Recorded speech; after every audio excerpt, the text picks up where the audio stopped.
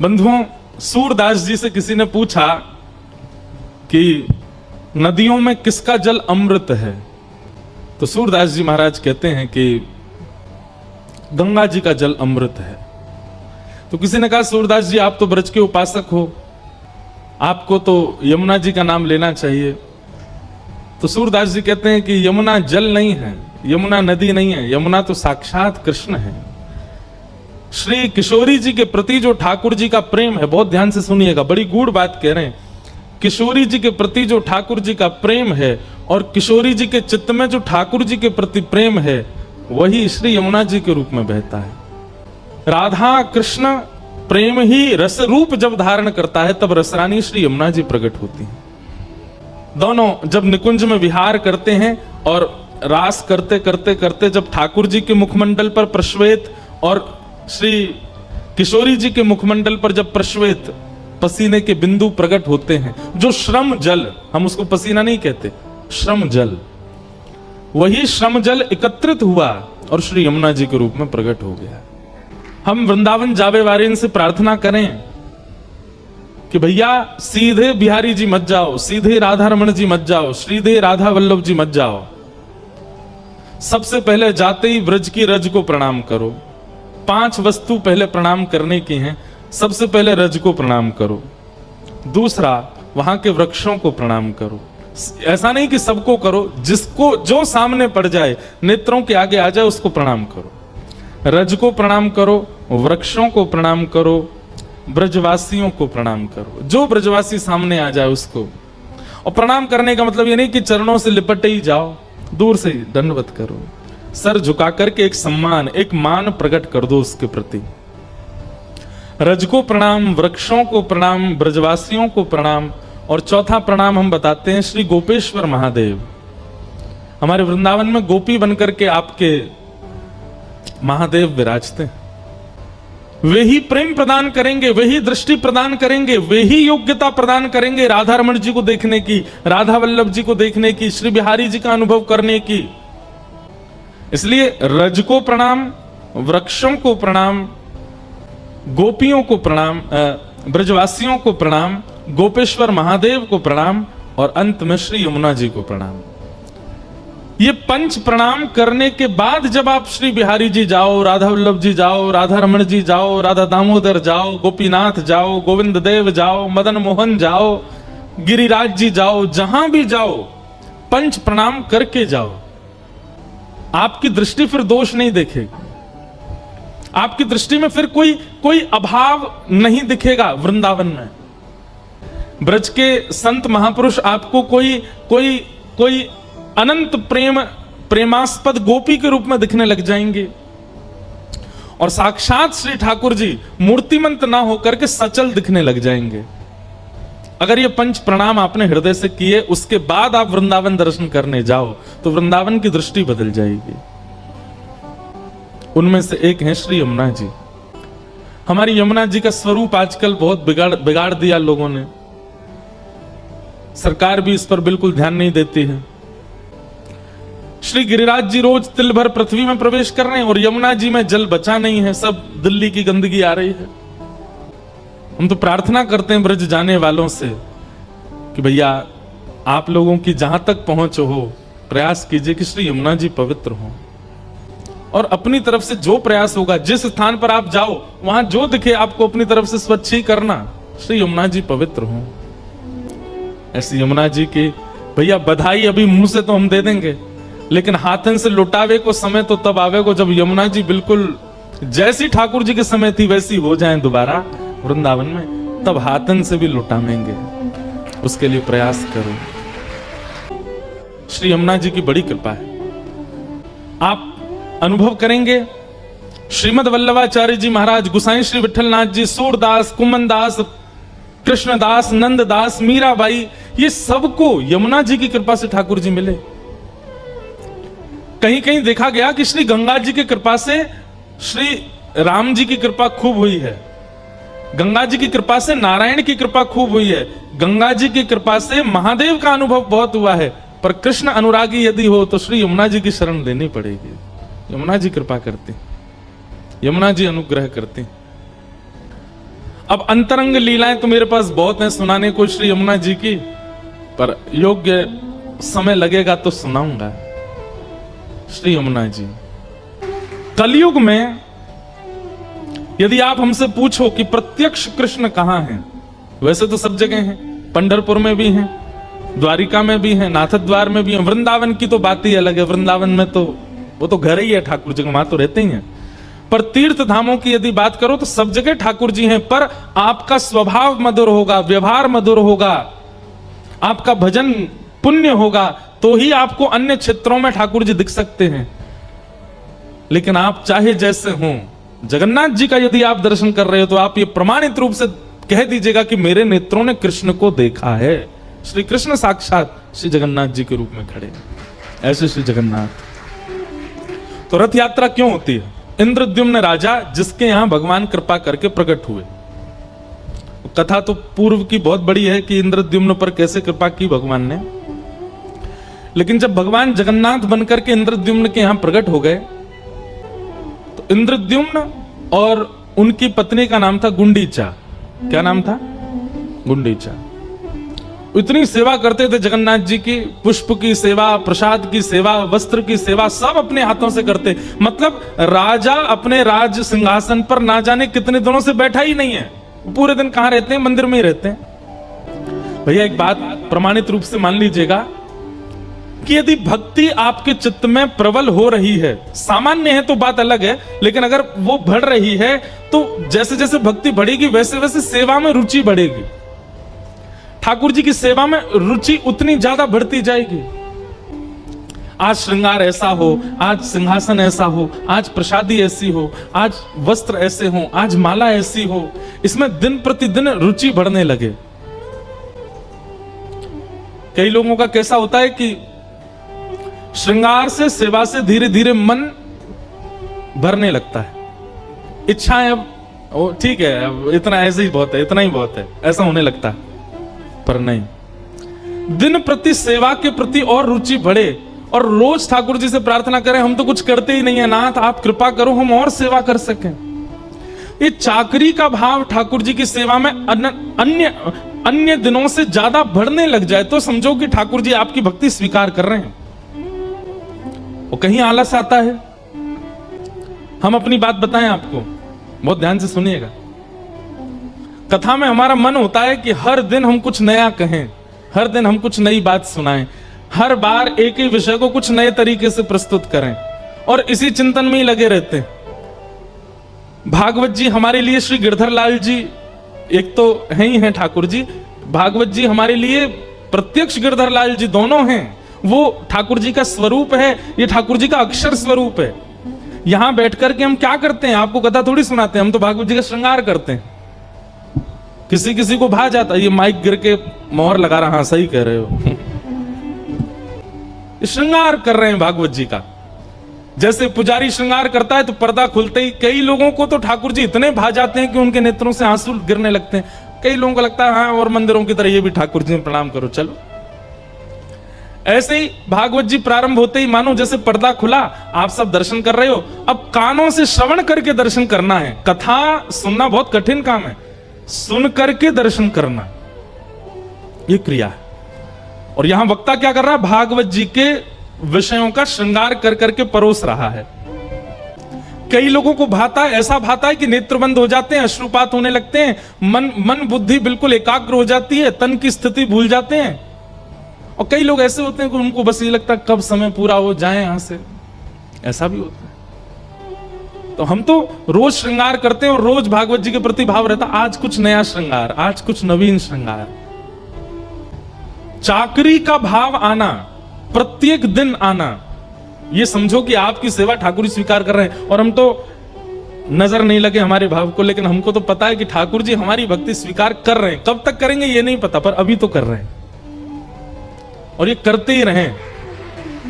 और ठाकुर जी स्वीकार कर रहे हैं, इसका प्रमाण क्या है? नित्य नूतन, नित्य नवीनता। ठाकुर जी कौन है? नवनीत चौरम। कौन है? नवनीत चौरम। नवनीत किसको कहते हैं? मक्खन को। उसका नाम नवनीत क्यों है? रोज नया जो मक्खन है उसी को ठाकुर जी चुराते हैं। इसलिए नित्य कुछ नवीन भाव प्रकट होना, व्यास मंच से ठाकुर जी को प्रस्तुत करना ठाकुर जी का श्रृंगार है, और ठाकुर जी फिर उसको चुरा करके धर भी लेते हैं अपने पास। प्रेम का एक स्वरूप होता है बंधुओं, बहुत ध्यान से सुनिएगा।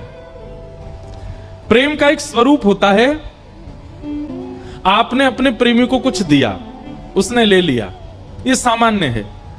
लेकिन आपकी किसी प्रिय वस्तु को बिना आपसे पूछे आपके प्रेमी ने ले लिया, तो कई बार आपको बड़ी प्रसन्नता होती है, अच्छा हमारी प्रिय वस्तु को ये ले रहा है। जैसे छोटे बालक होते हैं, वो पिता को या मां को जो बहुत प्रिय होती है चीजें, कभी कभी उसको खुद धारण कर लेते हैं या कुछ खुद अपने पास रख लेते हैं, खुद पहन लेते हैं, तो माता पिता कितने खुश होते हैं। हमारा प्रेमी जब हमारी ही किसी प्रिय वस्तु को खुद लेने की इच्छा रखे, खुद पाने की इच्छा रखे। अब पत्नी को कोई वस्तु बहुत प्रिय है, कुछ उसको खाने में बहुत प्रिय है, और पति इच्छा प्रकट करे मुझे तो वो खाना है, तो पत्नी अपने आप खुश हो जाती है, तो मेरी प्रिय वस्तु है, इसको खाने का मन है। ठीक वैसे ही प्रिय वस्तु प्रेमी को देना सामान्य बात है, पर आपकी प्रिय वस्तु प्रेमी के द्वारा हरण कर लेना, यह विशेष प्रेम का स्वरूप है। ठाकुर जी चोरी करते हैं, ठाकुर जी लेते नहीं हैं। वास्तव में भक्ति तो तब मानो कि आप सामग्री बना रहे हो रसोई में और थाली में परोस के दे रहे हो, तो समझो सामान्य भक्ति है। पर आपने रसोई में सामग्री बनाई और बना करके आपने सोचा मैं 1 मिनट थोड़ा हाथ धो करके आऊं, इतने में तो चोरी करके भाग गए, तब समझो कि हाँ ये विशेष भाव हुआ। आज ठाकुर जी खुद हरण कर रहे हैं, हमारा हरण ही नहीं करते ठाकुर जी, हमको देना पड़ता है उनके आगे, ले जाओ ठाकुर जी, रख लो ठाकुर जी। भक्ति ऐसी करो बंधुओं, सेवा ऐसी करो कि ठाकुर जी चोरी किया करें। चोरी कैसे? जैसे आपने सोच लिया कि मुझे ऐसे श्रृंगार करना है, आज ये माला धराएंगे, ये हाथ में कड़ूला धराएंगे, ये पाजेब धराएंगे, ऐसे कुंडल धराएंगे, ऐसा मुकुट धराएंगे, सब निकाल करके आपने रखा। आपको याद है कि आपने सब रखा, और श्रृंगार करते करते देखा उसमें से कुछ गायब हो गया, नहीं मिल रहा है। ये जो भाव से सेवा करते हैं ना अपने घर में, उनके साथ ही होता होगा। पूरी सामग्री निकाल ली, फिर भी एक गायब हो गई। खूब ढूंढेंगे, आप खड़े हो जाएंगे, कपड़े झाड़ेंगे, नहीं मिलेगा। आधा दिन निकल गया, सोच ही रहे कहां गया, रखा तो यहीं था। तभी पता चला ठाकुर जी के सिंहासन के बगल में ही रखा था। क्यों? ठाकुर जी ने चुरा के धर लिया था, अपने पास भीतर धर लिया था। कभी ऐसा होता है? सबके साथ नहीं हो सकता। जो बहुत भाव से सेवा करता होगा उसके संग होता ही होगा। ठाकुर जी चोरी कर लेते हैं। कुमन दास जी के साथ होता था, गोविंद दास के साथ होता था, गुसाई श्री विठलनाथ जी के साथ होता था, ठाकुर जी खुद चुरा लेते थे। तो चाकरी का भाव आना, सेवा का नित्य भाव आना कृपा है। तो इंद्रद्युम्न राजा रोज सेवा करते थे जगन्नाथ जी की। एक दिन जगन्नाथ जी प्रसन्न हो गए और प्रसन्न होकर के इंद्रद्युम्न राजा से बोले कुछ मांगो, तुम्हें कुछ देना चाहता हूं। इतने में पत्नी आकर के भी बैठी, तो जगन्नाथ जी बोले तुम भी मांगो। वैसे तो ऐसा होता है कि दंपति एक वरदान मांगे, लेकिन तुम दोनों अलग अलग मांगो, जो मांगोगे सो दूंगा। इंद्रद्युम्न राजा ने नेत्र बंद करके क्या मांगा, ऐसा आश्चर्यजनक मांगा जगन्नाथ जी से। वो कहता है कि हे नाथ, ऐसी कृपा करना, मेरा वंश वर्धन ना हो, मेरा वंश बस मुझ तक ही रहे, मेरे बाद कोई हो ना। जगन्नाथ भगवान बोले इंद्रद्युम्न राजा, ये कैसा वरदान मांग रहे हो? सब लोग अपना वंश आगे बढ़ाना चाहते, तुम कहते वंश ही ना बढ़े। इंद्रद्युम्न राजा बोला कि नाथ, मुझे भय है कि जैसा प्रेम, जैसी भक्ति मेरे चित्त में आपके प्रति है, कहीं मेरे बच्चे, उनके बच्चे या कालांतर में जाकर के उनकी पीढ़ी में अगर वो प्रेम नहीं आया तो लोग बात क्या कहेंगे, ये बिल्कुल जगन्नाथ जी से प्रेम नहीं करते। कौन है? बोले इंद्रद्युम्न राजा का वंशज है। तो मुझे बहुत पीड़ा होगी। मेरा जैसा प्रेमी मेरे वंश में होगा इसकी मुझे गारंटी नहीं है, इसलिए मेरा वंश बढ़े ना, यहीं रुक जाए, मुझ पे ही अंत हो जाए, ऐसी कृपा करो। जगन्नाथ जी बोले वाह भैया, तुम्हारे प्रेम की हम बलिहारी, कैसा वरदान मांग रहे हो। ठीक है, तथास्तु। मनी मन मांगा था, बोला था नहीं। बगल में पत्नी बैठी थी। जगन्नाथ जी ने कहा तुम मांगो, क्या चाहिए? पत्नी ने वरदान मांगा कि मेरी जैसी भक्ति करने वाला, सेवा करने वाला आपका सेवक और हमारा एक पुत्र जन्म ले।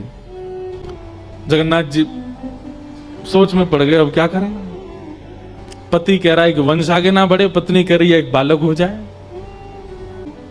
इंद्रद्युम्न राजा अपनी पत्नी पर नाराज हो गया, तुम महाप्रभु जगन्नाथ जी से संतान कैसे मांग सकती हो? तुम संसार की वस्तु मांग कैसे सकती हो महाप्रभु जी से? अरे तुमको जो रुचिकर लगा तुमने मांगा, मुझे जो रुचिकर लगा मैंने मांगा। एक संतान तो चाहिए। मां को तो तभी सुख मिलता है, ब्याह के बाद उसको इच्छा होती है कि मेरे गोद में मेरा बालक हो। महाप्रभु जगन्नाथ जी बोले, तुम लोग झगड़ो मत, मेरी टेंशन दूर करो। ये दो अलग अलग चीजें मांग रहे हो, तुम कहते हो संतान ना हो, ये कहती है एक संतान हो, कैसे होगा पूरा?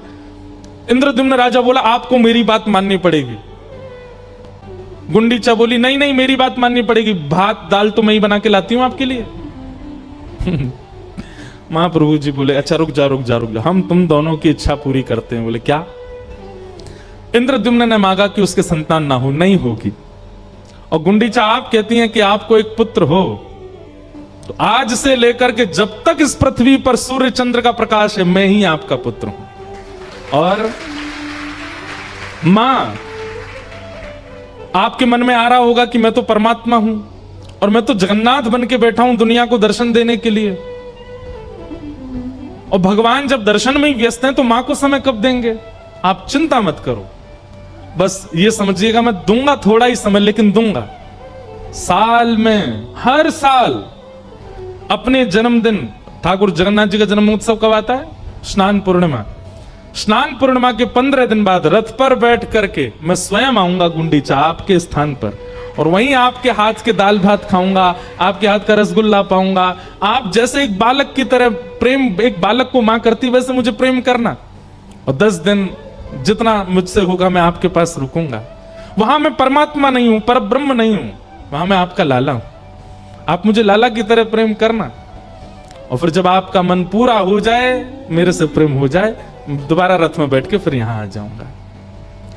अपनी मैया से मिलने जाते हैं ठाकुर जी रथ में बैठ करके, और मुझे श्लोक याद नहीं, जगन्नाथ जी का, जिस मंदिर में जगन्नाथ जी विराजते हैं उसमें दर्शन करने का फल तो है ही, लेकिन गुंडीचा में जहां ठाकुर जी रथ यात्रा के बाद जाते हैं, वहां यदि दर्शन कर लिया, उस जो जगन्नाथ जी में, श्री मंदिर में जहां जगन्नाथ जी विराजते हैं उसको कहते हैं ब्रह्मवेदी, और जहां ठाकुर जी गुंडीचा में विराजते हैं उसको कहते हैं जन्मवेदी।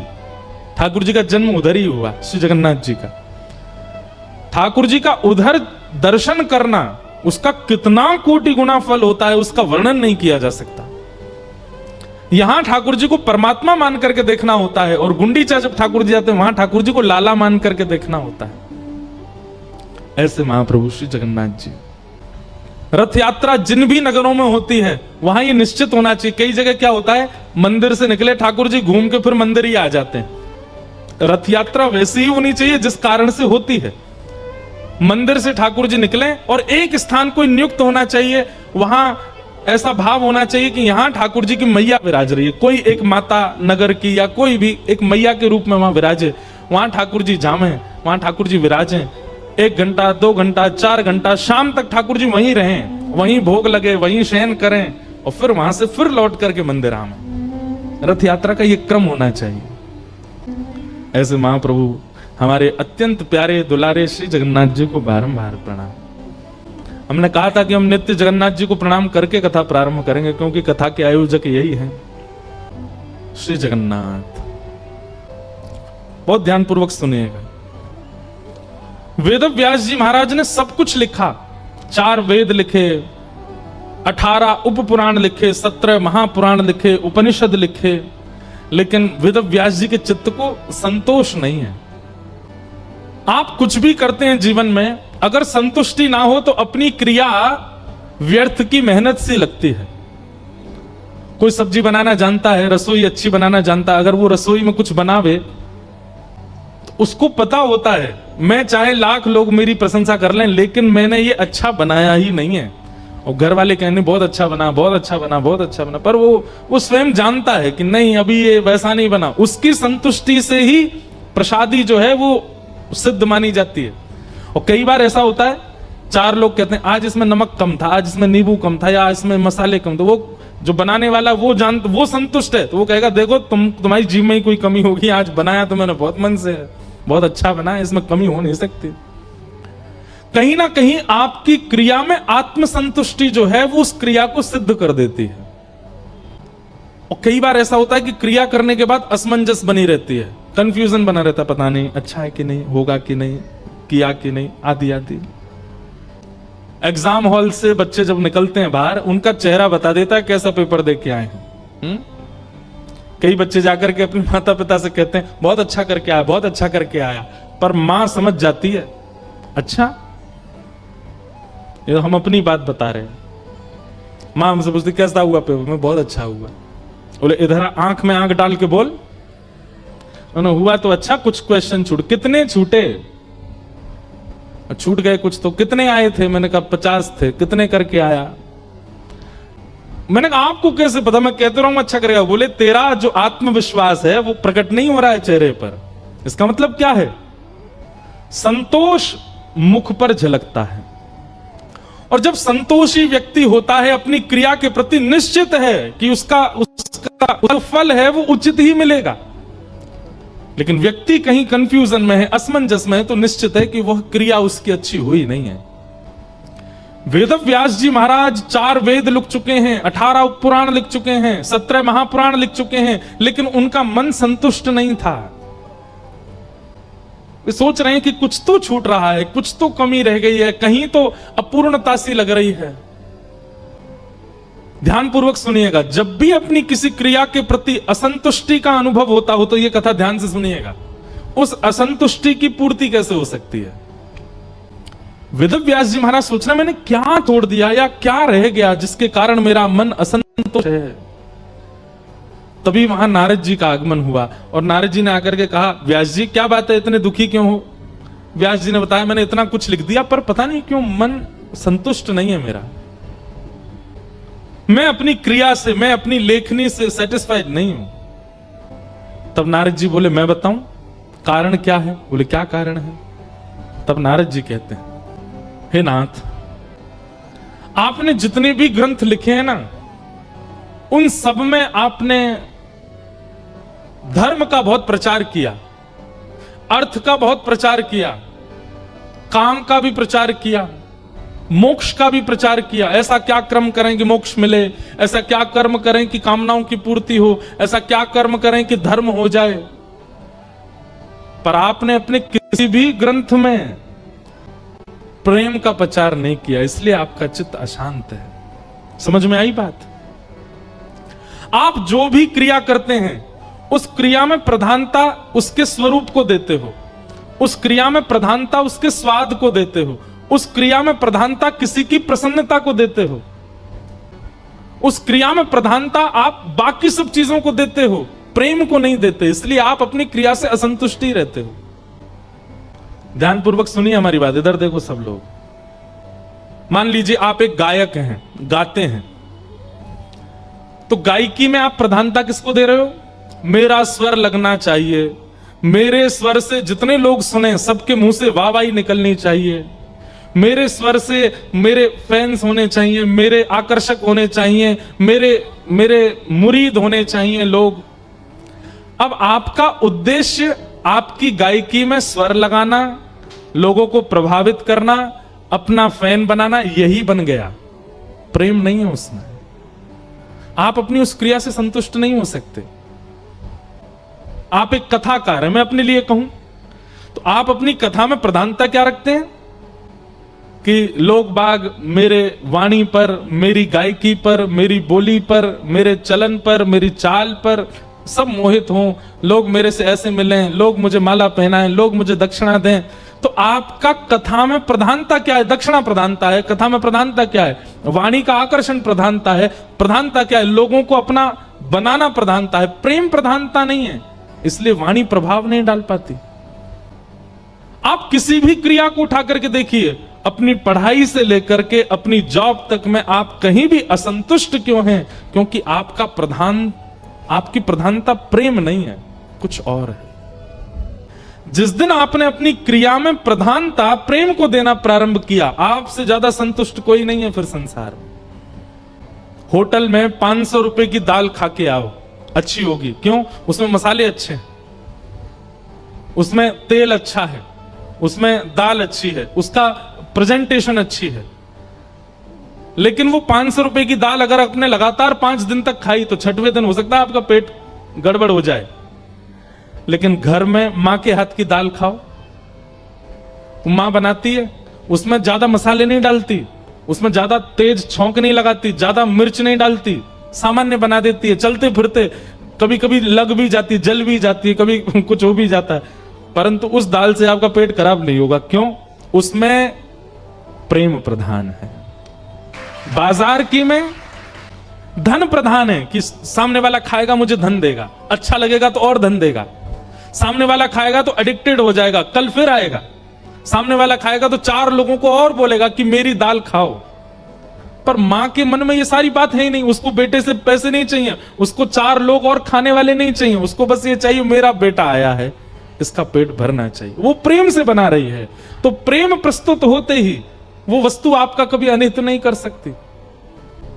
इसलिए भैया आप अपनी क्रियाओं में आप चाहे जो कीजिए, कोई काम दुनिया का खराब नहीं होता, सारे काम अच्छे हैं, लेकिन बस अपना उद्देश्य धन को मत रखिएगा, अपना उद्देश्य ऐश्वर्य को मत रखिएगा, अपना उद्देश्य बहुत यश को मत रखिएगा, अपना उद्देश्य केवल प्रेम को रखिएगा। प्रेम प्रेम रहे। जितनी जोर से ताली बजी उतना ही इस बात को स्वीकार भी कीजिएगा, ताकि मैं भी ताली बजा सकूं कि वाह स्वीकार की है। आज ही अपने कर्मों को देखिए, आप क्या क्या करते हैं, उस अपनी क्रिया में प्रेम को प्रधानता दीजिए। अब कई लोग ऐसे संसार के, वो लोग कही गई बातों को किस रूप में ले लें कुछ पता नहीं है। अब यहां प्रेम की बात हो रही है तो कई ऐसे लड़का लड़की हैं, वो पता नहीं इसको किस रूप में ले जा रहे होंगे। महाराज जी कह रहे हैं प्रेम को प्रधानता दो, कल से बेटा कॉलेज इसीलिए जाना है, पढ़ाई लिखाई गई भाड़ में, उसको देखने जाना है नहीं, वो प्रेम नहीं है, वो तो आसक्ति है, वो तो आपकी एक इच्छा है। प्रेम का स्वरूप, प्रेम का भाव अद्भुत है। प्रेम किसे कहते हैं, इसकी बहुत परिभाषा है। एक परिभाषा और सुन लीजिए, जहां ना हारने का डर है और ना जीतने की होड़ है, वो प्रेम है। वहां पर हारने का भय नहीं है और जीतने की होड़ भी नहीं है, वो प्रेम है।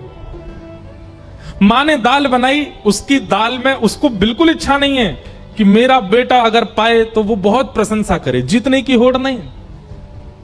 और यदि कटोरी में थोड़ी दाल छोड़ भी दी तो मां को देख करके हार का भी अनुभव नहीं होता, जितनी पाई उसने पा ली ना, पेट भर गया ना, बस ये प्रेम है। आपकी कोई भी क्रिया है, उस क्रिया में प्रेम प्रधान है तो आप उस क्रिया में परम संतुष्ट हो। गोस्वामी तुलसीदास जी महाराज मानस जी की रचना करते हैं और रामचरितमानस लिखते समय क्या बोलते हैं, मैं अपनी मानस जी किसी को रिझाने के लिए नहीं कह रहा हूं, मैं अपनी मानस जी किसी के ऊपर प्रभाव डालने के लिए नहीं बोल रहा हूं। स्वांतः सुखाय तुलसी रघुनाथ गाथा, मैं अपने सुख के लिए गा रहा हूं, अपने चित्त में बैठे राघव जी को खुश करने के लिए गा रहा हूं। प्रेम। और यही बात नारद जी ने वेद व्यास जी को समझाई कि व्यास जी आपकी क्रिया में प्रेम प्रधान नहीं है, इसलिए आप असंतुष्ट हो। तब व्यास जी ने सोचा प्रेम प्रधान मतलब, बोले भगवान को परमात्मा मत दिखाइए सब ग्रंथों में, भगवान के ऐश्वर्य को मत दिखाइए सब ग्रंथों में, भगवान की योग्यताओं को मत दिखाइए सब ग्रंथों में, एक ऐसा ग्रंथ निर्माण कीजिए जहां केवल श्री ठाकुर जी का प्रेम प्रकट हो रहा हो। तब वेद व्यास जी ने श्रीमद् भागवत की रचना की। यहां ठाकुर जी का ऐश्वर्य, अब देखो भागवत जी कैसी हैं, भागवत जी में ठाकुर जी का ऐश्वर्य प्रधान नहीं है, प्रेम प्रधान है। प्रहलाद के लिए ठाकुर जी खंभ भेदन करके प्रकट हो गए, नृसिंह बन करके आए, और जैसे ही नृसिंह बन करके आए तो खंभ भेदन तो प्रभाव था, लेकिन थोड़ी देर प्रभाव कहने के बाद फिर क्या कहते हैं, ठाकुर जी ने जैसे प्रहलाद को देखा, नरसिंह भगवान के नेत्र सजल हो गए, प्रहलाद को गोद में उठा करके अंक में भर लिया, उसके सिर पर हाथ फेरने लगे, जीभ निकाल करके चाटने लगे। और फिर ठाकुर जी क्या कहते हैं पता है वहां पे, प्रहलाद यदि मैंने आने में विलंब किया हो तो मुझे क्षमा कर दो। प्रेमी बन गए, नरसिंह भगवान का प्रेम प्रधान आ गया। ध्रुव के लिए भगवान गरुड़ पर विराजमान होकर के शंख चक्र गदा लेकर के आए। जैसे ध्रुव जी के सामने आए, ये प्रभाव था। लेकिन ध्रुव जी की स्तुति सुनकर के ठाकुर जी आए कैसे थे? प्रभावशाली बन के, चतुर्भुज रूप, गरुड़ पर विराजमान होके। लेकिन ध्रुव जी ने क्या मांगा? बोले हे ठाकुर जी। भगवान बोले कुछ मांगो। ठाकुर जी पहले सोच के आए थे मुझे ही मांगेगा और क्या मांगेगा। लेकिन ध्रुव जी क्या कहते हैं? हे ठाकुर जी ऐसी कृपा कर दो, आपकी कथा में मेरी ऐसी रति हो जाए जैसे एक व्यसनी व्यक्ति का व्यसन के प्रति होता है। व्यसनी व्यक्ति, पीने वाला व्यक्ति, वो 24 घंटा यही देखता रहता मुझे कब अवसर मिले और मैं पीऊं। खाने वाला व्यक्ति वो अवसर ही ढूंढता रहता है कि कब अवसर मिले मैं खाऊं। एक हमारे बड़े प्रेमी हैं, एक बार सुबह सुबह हम दोनों नाश्ता करके निकले, खूब पेट भर के नाश्ता किया। नाश्ता करके निकले, कहीं दूर जा रहे थे 100-150 किलोमीटर। तो बीच रास्ते में कहीं रुके, तो हम तो गए वॉशरूम, वो भारी रुक गए। जैसे ही मैं आया लौट के तो देखा तो ऐसे चक्कर लगा रहे थे बाहर रोड पे। मैंने क्या हो गया? बोले बहुत भोजन करके आया हूं, थोड़ा चल रहा हूं ताकि पच जाए। मैंने कहा अच्छी बात है, चल के तो पचाना ही चाहिए। बोले नहीं नहीं नहीं, मैं इसलिए नहीं पचा रहा हूं, मैं तो वहां पोहे बन रहे हैं, मेरे खाने के लिए जगह बनानी है पेट में। मैंने कहा धन्य भैया, इसलिए चल रहे हो तुम। तो कई लोगों का ऐसा व्यवहार होता है, वो खाने के लिए वो दौड़ रहे थे कि थोड़ा भोजन नीचे जाए तो पोहा भी धर लूं भीतर। तो कई बार व्यसनी व्यक्ति यही सोचता रहता है मैं कैसे व्यसन करूं। भोजन करने वाला यही सोचता है, उसको कितना भी भोजन करा दो, उसके सामने आप समोसा लाके धर दो, बोले समोसा बना बहुत बढ़िया है, इसमें ये है ये, क्या करें पेट में तो बिल्कुल जगह नहीं है, लेकिन लाओ थोड़ा चख तो लेंगे ही। तो जिसको भोजन का बहुत ज्यादा शौक होता है ना, वो भरे पेट में भी 2-4 समोसा तो उड़ा लेता है। हमारे पिताजी एक कथा सुनाते हैं कि पिताजी की एक बार कथा हुई वृंदावन में। तो दिल्ली के एक थे, उन्होंने कथा कराई। कथा के पहले दिन से ही रोज पिताजी से बोलते, महाराज जी हमने सुना ब्रजवासी बड़े रज रज के भोजन करते हैं। पिताजी बोले हाँ, ऐसा ब्रजवासी लेके आइए अंतिम दिन कथा के भंडारे में जिसको मैं जितना पवाऊं वो मना ना करे। पिताजी बोले हाँ करेंगे करेंगे, व्यवस्था करेंगे। हमारे मथुरा के चतुर्वेदी समाज के बड़े बड़े महाराज, उनका ज्ञान देख लेंगे तो उन जैसी धारा प्रवाह संस्कृत कोई नहीं बोलता। देख करके स्थिति को वाक्य बना करके कवित्व बना के गा देते हैं। ऐसे ऐसे हमारे मथुरा के चतुर्वेदी हैं, ब्राह्मण सब। और ये शरीर उनका होता है कि महाराज दूर से ही लगे नंद बाबा आ रहे हैं चल के, माथे पे तिलक, मुंह में पान। तो एक चतुर्वेदी जी आए अंतिम दिन कथा में, पंगत हो गई पूरी, सबने प्रसाद पाया। तो वो गए पिताजी के पास जो कथा करा रहे थे, बोले महाराज जी आपने कोई ऐसा ब्रजवासी नहीं बुलाया। बोले बैठे ना, वो बैठे दूर, वो मथुरा से आए चतुर्वेदी, जाओ प्रसाद पवाओ। तो यजमान जो थे रसगुल्ला लेकर के गए बाल्टी में, जाकर के बोले महाराज जी एक रसगुल्ला। अब तो चूरन की भी जगह नहीं है पेट में, अब नहीं खाएंगे। महाराज जी एक रसगुल्ला ले लीजिए। ठाकुर जी महाराज कह रहे थे कि आप बहुत प्रेम से पाएंगे, हमारे हाथ से एक रसगुल्ला ले लीजिए। पर मेरी पत्नी खड़ी है, एक उसके हाथ से भी ले लीजिएगा। मेरी 2 बेटी हैं, एक उनके हाथ से भी लेना। पे एक बेटा है। बोले महाराज कहाँ, यहीं से ही बैकुंठ भेजना का हमें? अरे चूरन की जगह नहीं है पेट में, नहीं पाएंगे हम। इतने में पिताजी आए, बोले महाराज सुनो। बोले क्या? एक रसगुल्ला और 20 रुपया। तो वो जो बैठे थे जिनके पेट में चूरन की भी जगह नहीं, वो बोले थोड़ा रकम बढ़ाओ। बोले 50 रुपया प्रति रसगुल्ला, लाओ 4 धर दो यहाँ पे। 4 रसगुल्ला लिए, 50-50 रुपया दक्षिणा ली, प्रेम से पालिए। ये तो तब है जब पेट में चूरन की जगह नहीं। उसके बाद सेठ जी बोले महाराज जी थोड़ा और आनंद, थोड़ा और आनंद। बोले क्यों? अब ठीक है। बोले हाँ भैया पा लियो। अब तो बिल्कुल पा ही नहीं सकते, अब तो पानी भी नहीं पिएंगे हम, सीधे मथुरा जाके पानी पिएंगे, बिल्कुल जगह नहीं है। बोले 100 रुपया अगर प्रति रसगुल्ला मिले तो थोड़ा सा और बढ़ाओ। बोले 120 रुपया प्रति रसगुल्ला, लाओ 4 और धरो यहाँ पे। 4 और पा गए। 8 रसगुल्ला तो तब पा गए जब पेट में चूरन की जगह नहीं थी। तो जब प्रसाद के प्रति किसी की बहुत इच्छा हो जाती है तो फिर वो कैसे भी खा लेता है। एक हमारे साथ भी चलते तो हैं परिकर में, एक हैं भैया, आए नहीं है यहां कथा में। रात में दूध पी रहे थे तो दूध जो है वो बासा हो गया, उसमें से बासा हो जाता है ना दूध। नहीं इधर उधर मत देखो, यहां तो वो है ही नहीं, वो आई नहीं है। बैठे तो यही है, पर मैं क्यों बताऊं कौन से हैं। तो रात में दूध पी रहे थे, सब लोग बोले अरे दूध तो बासा हो गया, अब इसमें से गंध आ रही है, ये नहीं पी रहे। सब लोग छोड़ छाड़ के चले गए। वो भैया गए एकांत में, सारा दूध पीने लगे, बासा दूध। सब ने देख लिया, वे राम तुमको शर्म नहीं आती है, बासा दूध पी रहे। तो बोलते हैं बोले क्या फायदा, पेट में जाके दही तो बन जाएगा, क्यों छोड़ना उसको, पी लो।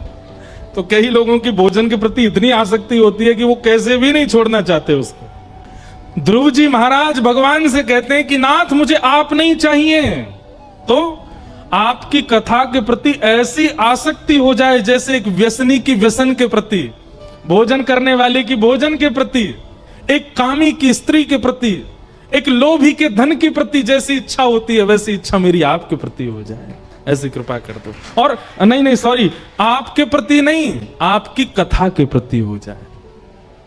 भक्ति मुह प्रवहताम त्वयि में प्रसंगो भूयाद अनंत महताम ममलाशयानाम येनांजसोल्वणमुरुभ्यसनम भवाब्धिम नेश्ये भवद गुण कथाम मृतपान मत्त। आपकी कथा सुनकर के मैं मत्त होकर के पड़ा रहूं नाथ, ऐसी कृपा कर दो। ठाकुर जी के नेत्र सजल हो गए। आए तो थे प्रभाव लेकर के, लेकिन प्रेमी बनकर के ठाकुर जी गए। ये भागवत जी की कृपा है। भागवत जी में ऐश्वर्य प्रधान ठाकुर जी नहीं है, भागवत जी में प्रभावशाली ठाकुर जी नहीं है। ठाकुर जी यहां पर प्रेम स्वरूप में है। ठाकुर जी का प्रेमी स्वरूप यहां पर दिखलाया गया, बताया गया है। हमारी जनाबाई, महाराष्ट्र की परम भक्ता श्री जनाबाई, नामदेव जी के यहां सब सेवा करती थी। नामदेव जी के घर में भोजन बनाना, पोंछा लगाना, कपड़े धोना और रात्रि में चक्की पीसना, सब कार्य करती थी जनाबाई। विठ्ठल भगवान रात्रि में उनको दर्शन देने आते थे, लेकिन फिर भी जनाबाई ने कभी पंडरीनाथ से ऐसा नहीं कहा कि मेरी सेवागिरी छोड़वा दो। नामदेव जी का घर नहीं छोड़ा जनाबाई ने, सेवा करती थी पूरी। भगवान ने एक बार प्रार्थना करके, विठ्ठल भगवान ने कहा ए जना चल तुझको मैं वैकुंठ ले चलूं। बोले नहीं मुझे वैकुंठ नहीं जाना। क्यों? वैकुंठ में ऐसा कीर्तन मिलेगा जैसे नामदेव जी करते हैं, वैकुंठ में इतने सारे वारकरियों के दर्शन होंगे, वैकुंठ में भीमा नदी ये चंद्रभागा का दर्शन होगा, वैकुंठ में आप ऐसे खड़े हो। बोले नहीं, तो फिर मुझे वैकुंठ नहीं जाना, मैं यहीं रहूंगी। ऐसी जनाबाई। तो एक बार एकादशी पर बहुत भीड़ होती है पंढरपुर में, और वो भी आषाढ़ की एकादशी पर, तो पूछो ही मत। तो एकादशी का दिन था, जनाबाई घर के सारे लोगों के कपड़े लेकर के धोने गई थी नदी पर, और वहां बैठ करके जनाबाई पूरे परिवार, नामदेव जी के परिवार के लोगों के वस्त्र धो रही थी। इतने में ही एकादशी का दिन एक बहुत सुंदर धुन गाते हुए राम कृष्ण हरि जय जय विठ्ठल विठ्ठल विठ्ठला माझा पांडुरंग विठ्ठला गाते हुए एक वारी जा रही थी, और उस धुन को सुनकर के जना अपने आप को रोक नहीं पाई। जनाबाई अब यहां वस्त्र धो रही है, और उनके वस्त्र धो रही है जिन नामदेव जी पर उसकी इतनी निष्ठा है, नामदेव जी की कृपा मानती है वो अपने ऊपर की, इन्हीं की कृपा से मुझे पंडरीनाथ के दर्शन होते हैं। कपड़े छोड़ करके कैसे जाऊं? कपड़े भी धोने हैं, और वारी में जो कीर्तन चल रहा है उसमें इतनी रुचि बढ़ रही है कि उसको सुने बिना रह नहीं पा रही। तो जना बड़ी जल्दी जल्दी कर रही थी, एक एक वस्त्र ऐसे रख भी रही थी, फिर रो भी रही थी, और विचलित होकर के थोड़ा सुने फिर लौट के आवे, फिर धोवे, फिर सुने फिर आवे। एक बड़ी वृद्धा सी एक वहां बैठी थी, वो वृद्धा आई और आकर के बोली अरे लाली तू इतनी हड़बड़ाहट में क्यों है, क्या बात है? उन्होंने मराठी में बोला होगा, मुझे तो आती नहीं, इतनी हड़बड़ाहट में क्यों, क्या बात है? बोले मुझे कपड़े धोने हैं, मुझे कार्य है, और मुझे यहाँ ये वारी जा रही है, मुझे उसमें मन हो रहा है कीर्तन में जाके थोड़ा नृत्य करके आ जाऊं। तो वृद्धा बोली, जो वृद्ध मैया थी, तू जाके नृत्य करके आ, कीर्तन में खूब आनंद गरज करके आ, तब तक मैं वस्त्र में धो देती हूँ, मुझे आते हैं धोने। जनाबाई बोले नहीं आप मत धोइए, आप क्या? बोले नहीं तू जाना, मैं यहाँ खाली बैठी हूँ, मैं तो बहुत वृद्धा हूं, मैं तो नृत्य कर नहीं पाऊंगी। अपनी युवा अवस्था में मैंने भी बहुत नृत्य किया कीर्तन में, तू जा, मैं धोती हूं वस्त्र। जनाबाई गई और जाकर के खूब नृत्य किया, इतना नृत्य किया कि सुबह से शाम हो गई, जनाबाई भूल गई, समय का पता नहीं चला। शाम होते ही उसने देखा सूर्य अस्त हो गए, दौड़ी नदी के तट पर और जाकर के उसने देखा सारे वस्त्र धुल करके बढ़िया तय लगा करके गई बना करके एक के ऊपर एक व्यवस्थित करके रखे हुए थे। जना खुश हो गई, आसपास देखा वो वृद्ध मैया दिखी नहीं। एक सुंदर केले के पत्र में लिपेट रखे थे सारे वस्त्र, जनाबाई ने उठाया और लेकर के बड़ी प्रसन्न चित्त से आ गई नामदेव जी के घर। आकर के सारे वस्त्र रखे, संध्या स्नान के लिए श्री नामदेव जी ने वस्त्र देखे अपने, और जैसे ही वस्त्र उठाया नेत्र बंद हो गए। ऐसी अद्भुत सुगंधी आ रही थी वस्त्रों में से, स्पर्श होते ही चित्त में विट्ठल प्रकट हो गए, स्पर्श होते ही संतों की स्मृति आने लगी, मन बिल्कुल शुद्ध शांत पवित्र हो गया। वस्त्रों का स्पर्श करते ही श्री नामदेव जी का चित्त ऐसा हो गया। नामदेव जी गए, ए जना इधर आ, ये वस्त्र कौन धोए? जनाबाई बोली मैंने धोए। तो सच बता किसने धोए? आज तूने नहीं धोए, तू रोज धोती है, पर आज आज आज किसी और ने स्पर्श किया है वस्त्रों को। तो जनाबाई भी आश्चर्य में पड़ गई, इनको कैसे पता? जनाबाई बोली एक वृद्ध मैया थी, मैं तो कीर्तन की धुन सुनकर के रोक नहीं पाई स्वयं को, मेरा बार बार मन विचलित हो रहा था, तो वो मैया ने आकर के मुझसे कहा कि मैं धो देती हूँ, तू कीर्तन में चली जा। मैं तो कीर्तन में चली गई, वो वस्त्र धो करके सुखा के गई लगा के और बिल्कुल लपेट के धर के गई, तो मैं उठा लाई। नामदेव जी के नेत्र सजल हो गए। जनाबाई ये किसी सामान्य के हाथ के स्पर्श से धुले नहीं है। आज सुबह मैं मंदिर गया था और श्री विट्ठल भगवान के चरणों में जब मैंने प्रणाम किया, जिस कस्तूरी की सुगंध विट्ठल से आ रही थी वही सुगंध इन वस्त्रों से आ रही है। वस्त्र धोने कोई वृद्धा नहीं, साक्षात विट्ठल आए थे। क्योंकि तेरी कीर्तन में रुचि थी इसलिए स्वयं विट्ठल आए थे और आकर के धो के गए। जनाबाई रुदन करने लगी, नेत्र सजल हो गए। और पता जना क्या सोचने लगी मन में, मैं कितनी भाग्यशाली हूं कि मैं नामदेव के यहां रहती हूं। सौभाग्य ये नहीं कि पंडरीनाथ ने अपने हाथ से वस्त्र धोए, सौभाग्य इन वस्त्रों का ये है कि ये नामदेव के घर के वस्त्र हैं। इनको ठाकुर जी भी धोने में लज्जा नहीं करते हैं, ये नामदेव जैसे संत के घर के वस्त्र हैं। प्रेम, प्रेम जहां पर अद्भुत किया जाता है वहां पर व्यक्ति भूल जाता है कि वो कौन है। प्रेम जब अद्भुत प्रस्तुत किया जाता है तो व्यक्ति अपनी प्रभुता भूल जाता है।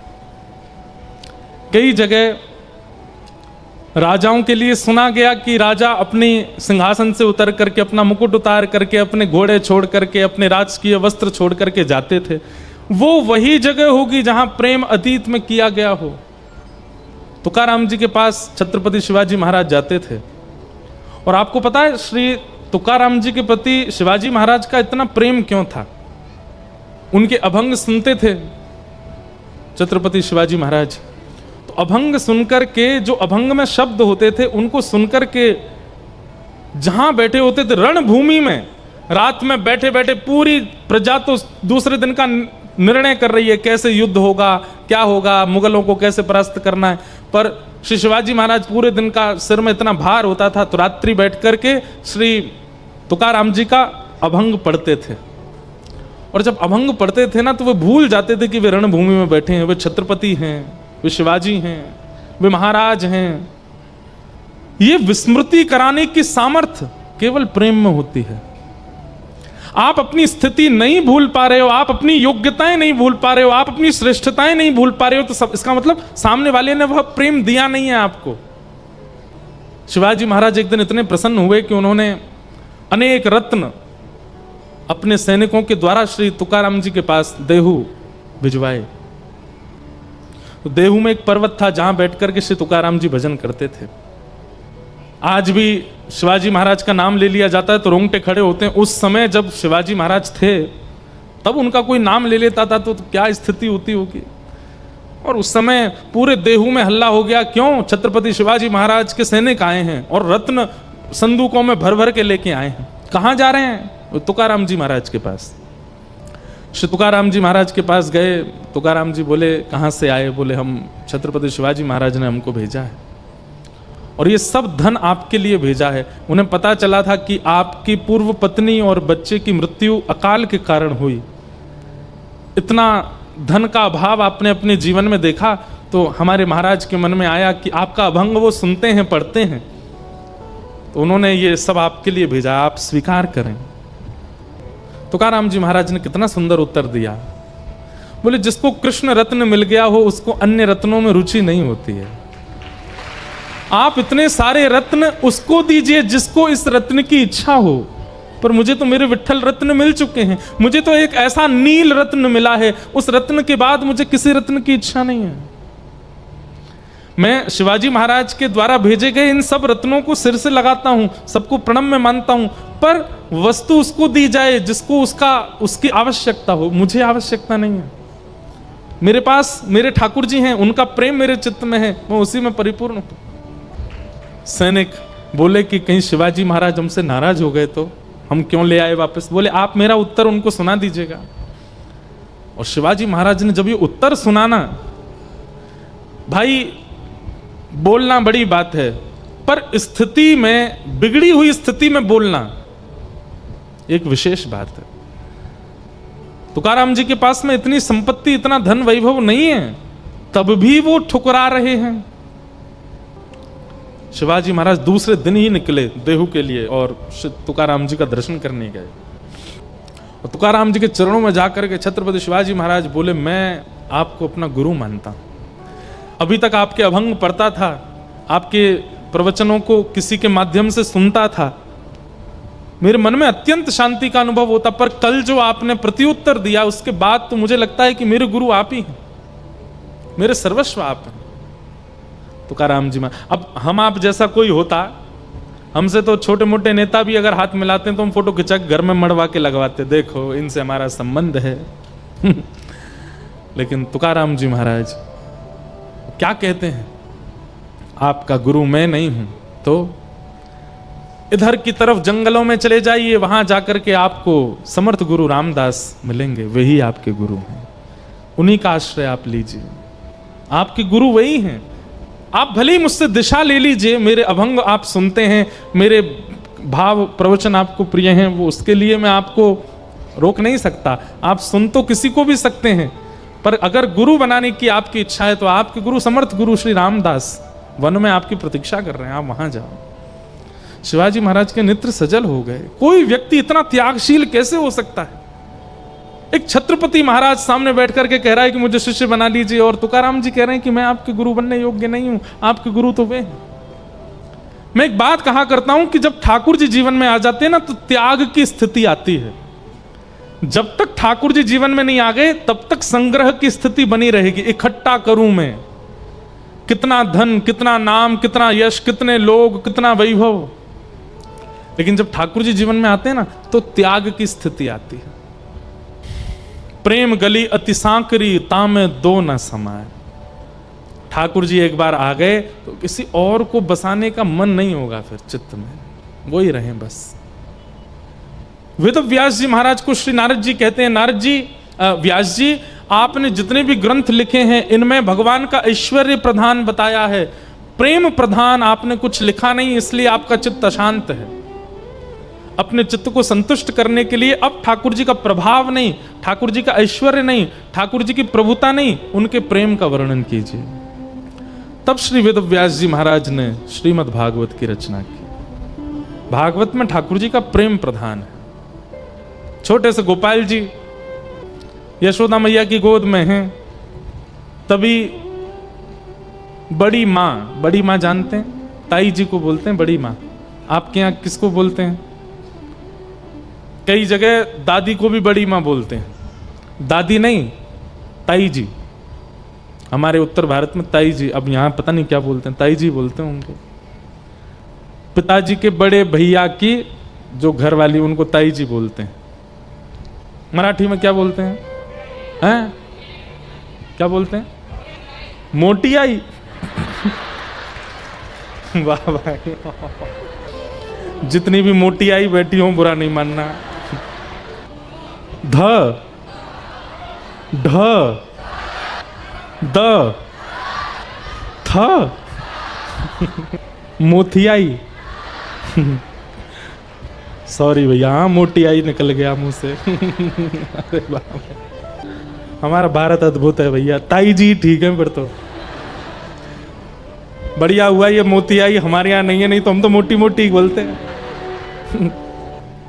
ठाकुर जी की मोटी आई मोती आई, मोती था, अरे कोई ठा बना रहा, कोई दा बना रहा, ठाकुर वाला मोटी आई। वाह भाई जय भैया, चलो इतना तो सीख गए महाराष्ट्र में। मोठी आई, तो ठाकुर जी की मोठी आई। ठाकुर जी यशोदा मैया की गोद में, तो जैसी बड़ी माँ आती है तो फिर माँ भी उनके चरण स्पर्श करती है। तो यशोदा मैया कहीं लाला को नीचे छोड़ करके यशोदा मैया कहीं, अरे जय हो बहन, बहुत दिना में आई हो, चरण स्पर्श करने लगी। ठाकुर जी देख रहे थे दूर खड़े होकर, बच्चे ऐसे देखते हैं, किसी के पैर वैर छुओ तो बच्चे देखते हैं ये क्या कर रहे हैं, पैर क्यों छू रहे हैं। ठाकुर जी देख रहे हैं, यशोदा मैया तो बोले मैया जी कौन है, तैने इनके पाम काई को छुए। मैया बोले ए लाला, तेरी ताई जी हैं, बड़ी मैया है, प्रणाम कर। ठाकुर जी ने प्रणाम नहीं किया, मैया से लिपट गए। मैया बोली ए लाला प्रणाम ना करे, तेरी बड़ी मैया आई है, चल प्रणाम कर। ठाकुर जी ने प्रणाम नहीं किया। मैया ने गोद में उठा लिया। लाला तू कैसी बात करे, जैसे कई बच्चों को प्रणाम करना आता है और वो अगर मौके पड़ने पर प्रणाम नहीं करते तो माता पिता उनको देख तेरे को टॉफी दिलाएंगे, तेरे को ऐसे करेंगे, प्रणाम कर चल। तो यशोदा मैया कहीं लाला तो पे प्रणाम करो, आवे ना, तू काय को ना कर रहा। ठाकुर जी कंधे पे सिर रख के लेट गए, मैया के चढ़ गए गोदी में। बोले मुझे कहाँ मिलेगो, प्रणाम करवे थे। यशोदा मैया बोली लाला तू तो बड़ो स्वार्थी है गो, हैं बिना कछु मिले प्रणाम ना करेगो ना। मैया मुझको बता, मुझको कहाँ मिलेगो। बोले बड़ी मैया आई है तो को मक्खन खवावेगी। ठाकुर जी बोले मैं कोई गरीब हूं, मेरे घर में मक्खन ना है, मैं तो खुद खा लूंगा, ऐसा कछु दिलाओ जो मेरे घर में नहीं हो। मैया बोली लाला सब तो है, तो पे दूध है, घी है, दही है, मक्खन है, धन है, जवाहरात हैं, सुंदर सुंदर रत्न है, मणि है, सब तो है तो पे। ठाकुर जी बोले मैया एक चीज भूल रही है तू। बोले कहा, बहू ना है हमारे घर में। छोटे से 2.5 वर्ष के लाला मैया से कह रहे मैया ताई ते यों के, बड़ी मैया ते यों के, मैं प्रणाम करूं तो आशीर्वाद दे कि मेरा ब्याह है जाए तो मैं प्रणाम करूंगा। अब ये लीला और कहीं नहीं है, ऐसी बाल लीलाएं तो भागवत में है ठाकुर जी के। यही बात नारद जी कह रहे हैं वेद व्यास जी से कि जहां भगवान का ऐश्वर्य प्रकट होता हो वो लीलाएं तो आपने लिखी हैं, जहां उनका भगवत तत्व प्रकट होता हो वो तो आपने कहा है, पर जहां उनका प्रेम प्रकट होता हो ऐसा ग्रंथ लिखो। भगवान की बाल लीला कहां है, भागवत में ही तो है और कहीं नहीं है। तो श्रीमद् भागवत प्रेम प्रधान ग्रंथ है, यहां प्रेम की प्रधानता बताई जा रही है।